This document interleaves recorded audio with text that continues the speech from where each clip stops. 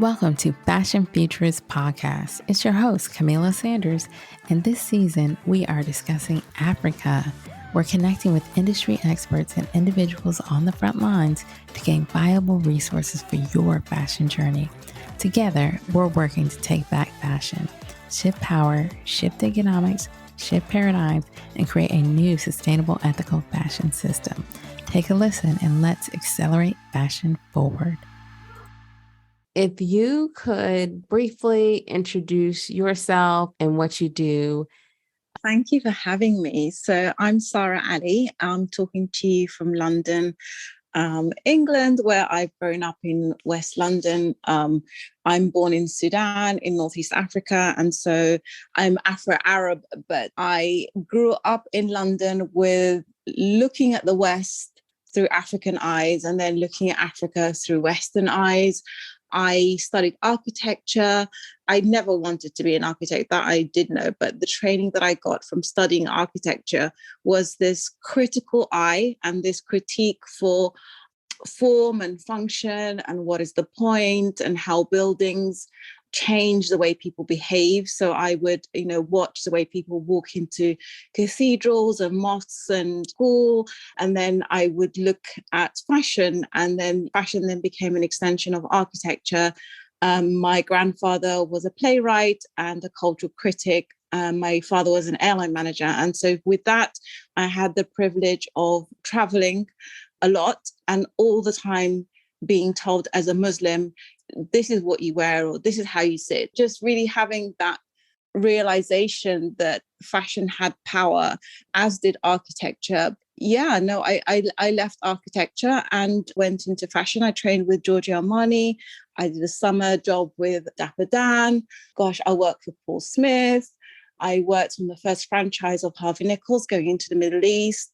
I worked on bringing Michael Kors over from the States to Europe and then down von Furstenberg. All in all, I'm quite old, so I've done a lot and I'm proud of the work I've done. But in the last 10 years, I've been focusing on cultural policy and diplomacy and using fashion, architecture and art as a soft power for diplomacy and cultural relations. So I thought it was a long introduction because I'm old, so I'll stop there. Yeah, I know, and there's probably so much more you could add to that too, right? Yeah, so that's really interesting. What was the catalyst for you to get into fashion? What was your journey to get into fashion and really stay in that industry? Sure. Well, I see the garment construction very similar to architecture. So like I said to you, training in architecture, I saw pattern cutters in my lunch break when I was a student at university. I worked in Giorgio Armani in the weekend. And so I would look at the pattern cutters in the alteration room and I would see a blueprint, the architectural blueprint. And so I see everything through the eyes of an architect. But then I was fascinated by the atelier mentality, the white coats, the artisans wore, it was very clinical and it was so quiet. You'd only hear the radio in the background. And this is just in just behind the stockroom. So there was this magical world. And then I was also quite obsessed with kind of fairy tales. And I would see fashion in everything from, Cinderella's gown, the symbolism of the shoe, Little Red Riding Hood, elves in the shoemaker. Everything I would see kind of fashion. And I was a daydreamer. I grew up with 4 boys and like I said to you, being Muslim, coming from a kind of privileged background where I was given an exposure to art and fashion shows through the diplomacy work of my father, I didn't realize, for example, that the Serpentine Gallery that people kind of traveled and aspired to was that gallery down the road. I took for granted the fact that, the whole world was watching British fashion and protocol.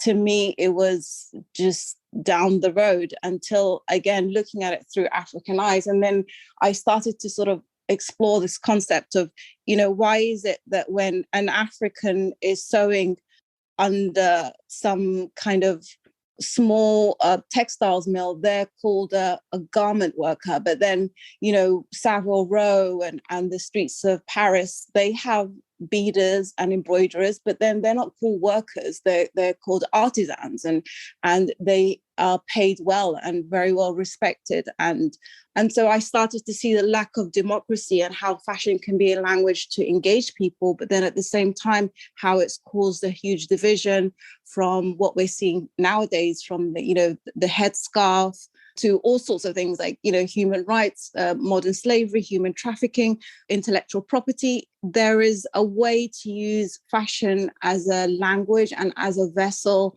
to have really important conversations about women's bodies and self-identity and all sorts of things. And so therefore, I started off kind of going, oh my God, we're so in. I'm working with Harvey Nichols, I'm buying and merchandising for the Middle East.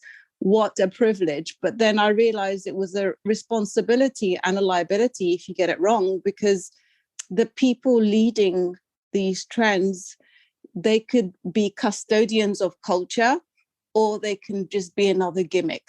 And there was no victory in being another editor or another designer or another curator for me, with all respect to those careers, because we already have a Donatella Versace, we already have an Edward Enninful. So why would you do something just because somebody else has done it? And even before Instagram, I started to step away from this idea of being seen. Yeah, so I could go on. All in all, I got over it. I don't buy a lot of fashion. I recycle and share a lot of things with my friends. I wear saris for my mum's wardrobe, but I do adore it. I do adore it for the protocol, for the self-identity, for the rituals, for the print, for the detail, for the structure and the confidence it gives people. Yeah, but then at the same time, the same robe that people wear, if it says this is who I am, then not everybody gets to be who they are in this society. From, we're talking about LGBTQ community again, to Islamic regimes. And all of this is fashion, because that's how we identify each other, strangers walking down the road. So it can either be a dialogue or it can divide us and cause judgment. So that's really what I've been fascinated with. And I've stepped away from the lure of Fashion Week because of the carbon footprint of the whole thing.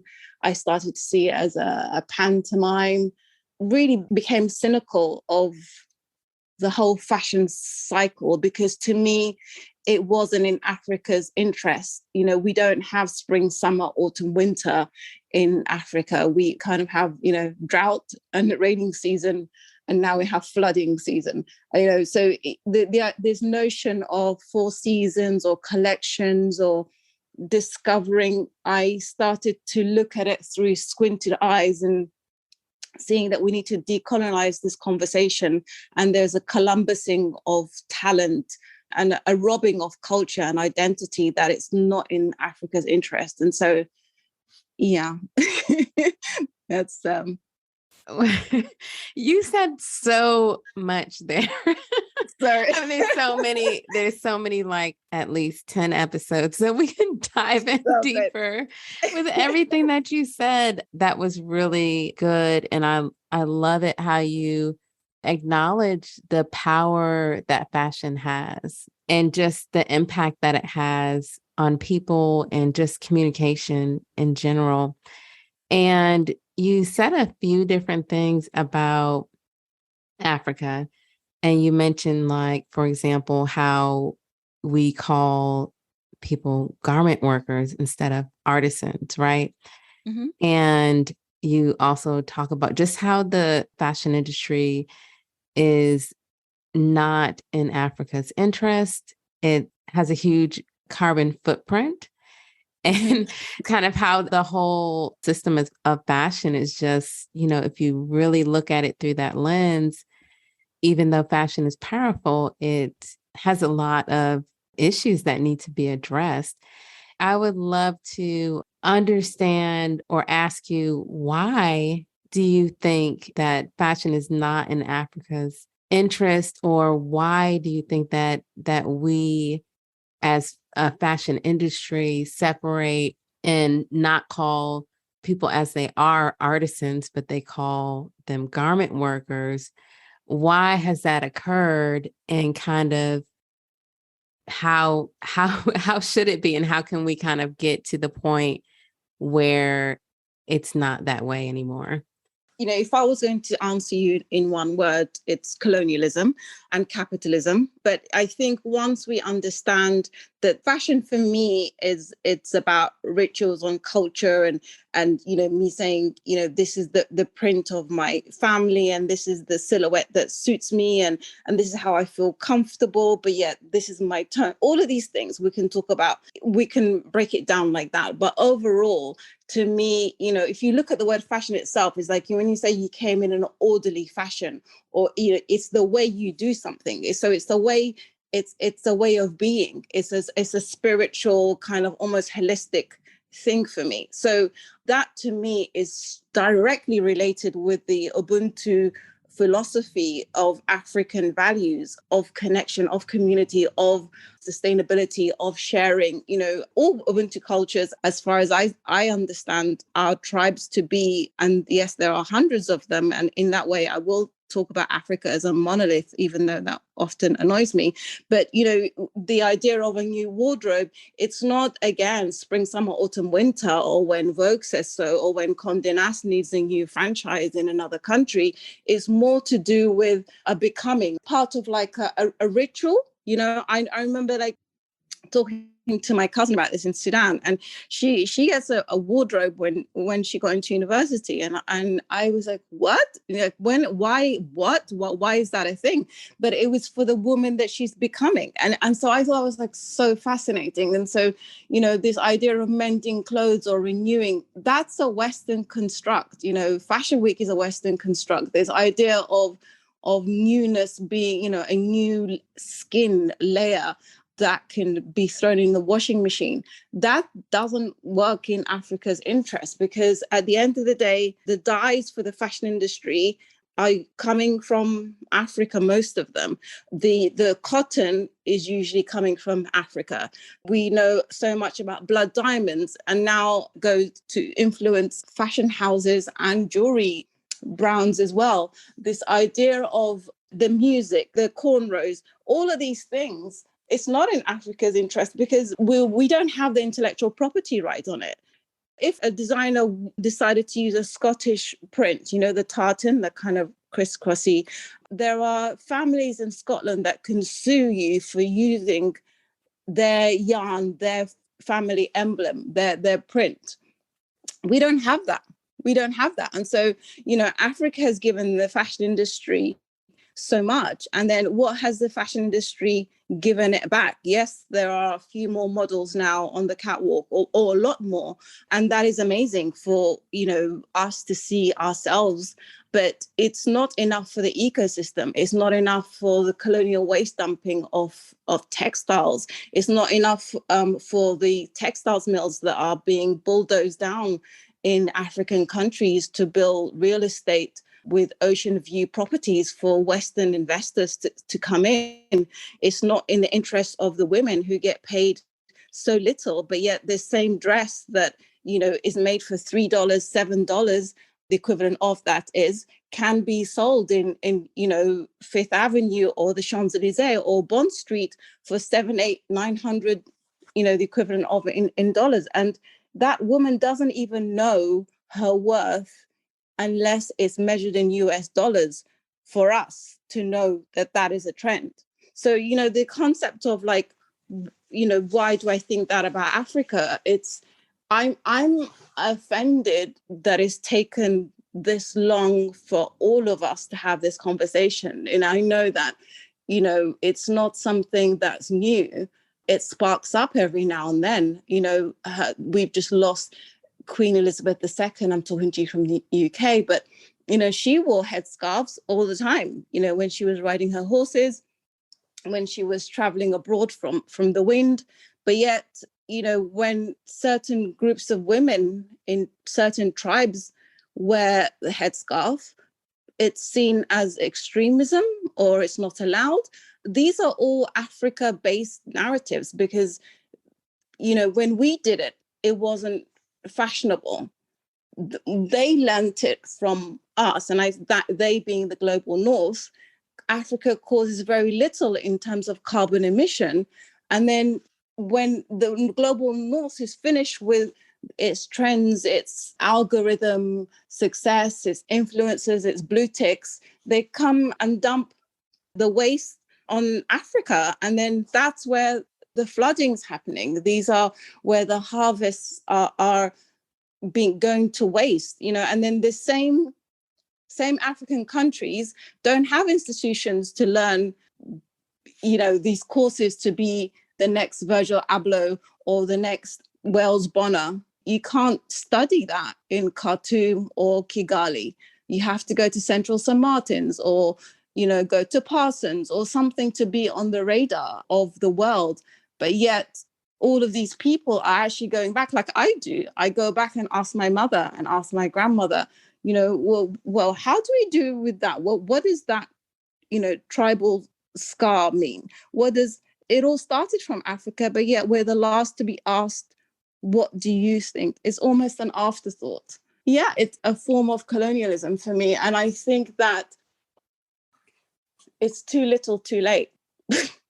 It sounds really cynical, but I'm excited to talk about this because, as you can hear, I can talk all day about it. But then I'm also quite exhausted because the people who I speak to, and I have the privilege of speaking to people at really high levels, I'm thinking at the back of my head, how the hell did you get this far without knowing this? Because they should have gone on a course. They should have checked. They should have checked that the least paid person in their company is being paid, because it's nothing. It's the equivalent of their parking ticket, really, before they take that corner office. These are people who say that they are patrons or sponsors or investors or whatever of sustainability conferences, and they're government leaders. And I speak to parliament, I speak to architects, I speak to royal families. I mean, I've been a consultant for the royal household. And, when they ask me, where is this from? And I'm like, Africa, sir. And then they're like, okay, and where can we learn more about this? They say, I remember this one conversation, His Highness was saying, I said, you need to, well, I didn't say you need to like that. I said, I would recommend that when you go to this certain country that he was going to, you should check XYZ, because these textile mills are becoming extinct. And he said, well, where are the machines? And I said, in the British Library. And that's the truth. And he was really relieved that I had the confidence to say that to him. But you kind of think, why don't you know this? Like, why? And just because somebody is of high salary, high in blue tick, high in, the way we see them. Again, these are Western constructs, because the kings and queens in Africa are struggling. They're struggling to be recognized as royalty because they're robbed of their jewels and of their silks and their towns and their people, because people are emigrating to the north to count. That's so powerful because, like you said, a lot of things are from Africa and originated from Africa. And it's as if that culture has been erased. And once it gets to the global north, maybe we recognize something because we're, a little bit closer to that, and we recognize a print. And I know when I, maybe look at some things that designers are doing in the global north, that I'm like, or even going into like a home goods store and you're like, ooh, this is from India, but why are you selling it? And why are you selling it for $15 or whatever? Like, that there is culture, there is history behind this. Yes. And like you said, not everyone knows, but that has just completely been erased. And we're so distant from that. You said a few different things. You mentioned education, and people just don't necessarily have the education to learn like how to do these things, or even an artisan that is making these items, they don't necessarily know their worth. They're making the items, they're only getting paid a little bit, and someone else is making all the money from it. Yeah. And so, and like you said, this has just gone on for I know, so sorry. long. But it's two ways, the education factor, because we need to understand that it should feel like it's worth $700 when it's made under a palm tree, by somebody who learned that ritual from their grandmother. And this is, not to sort of dismiss the African institutions, but then at the same time, why do we, even as Africans, feel that when Dolce and Gabbana do African print, then the Africans themselves wear it. It wasn't fashionable to wear African print 20 years ago. And that whole thing started not because the West discovered anything new. We should know history has taught us enough times that all the resources were in Africa, and they still are. And even with all of this taking, people still come and take more from Africa. And so it shouldn't be hard to convince anybody that, Africa is getting a raw deal. And fashion is just one aspect of this capitalism that's happening. I mean, yes, there's a sharing of a narrative and, we get to say, but, there are still, there's funding issues, there's logistics. An African designer can't sell to the US as easily as a European designer because of the logistics, because how much it costs to send things out, because of border control, because of US foreign policy, because of many reasons why they can't send things out.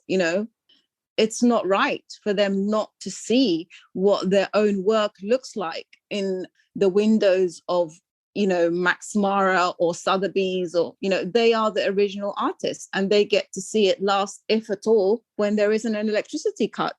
And that's unjust. And so how do we shift this? You mentioned like funding, you mentioned just, really access to different markets, education. Like how do we start to shift what is happening? And the reason why I asked this, and really the reason why this season is dedicated to Africa, is because, like you said, there's so many resources, there's so many examples of what we call, sustainability. And like you said, not necessarily going by seasons, but going by what is happening in your life at that time. There's so many examples of like luxury and quality clothing in Africa, right? And so I'm like, okay, if we could get back to this, if we could, highlight what is happening and use that as an example. And I know, a lot of this has been centuries, right? Of work and colonialism. How do we start to shift that and move the needle? Thanks for listening to part 1 of our conversation with Sara Ali. Want to learn how we can shift things? Find out in our next episode, part 2 of our conversation, where Sara discusses how we can make a positive shift in the fashion industry. See you then. Thanks for listening to Fashion Futurist Podcast. Let's take back fashion together. Like, subscribe, and share, as these small actions help to spread the word and make a collaborative impact.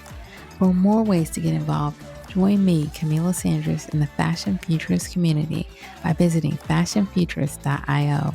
Let's take action and accelerate fashion forward.